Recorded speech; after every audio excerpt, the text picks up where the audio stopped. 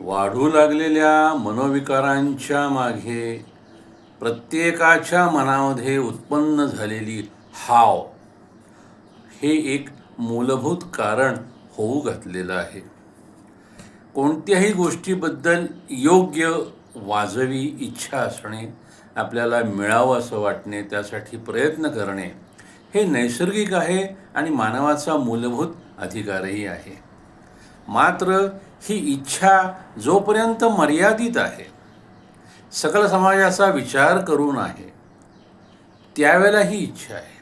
मात्र सर्व काही फक्त मलाच मिळावं, जास्तीत जास्त मलाच मिळावं, दुसऱ्या कोणाला काही मिळू नये आणि ओरबडून घ्यावं, ही जी मनोभूमिका असते त्याला हाव म्हणतात.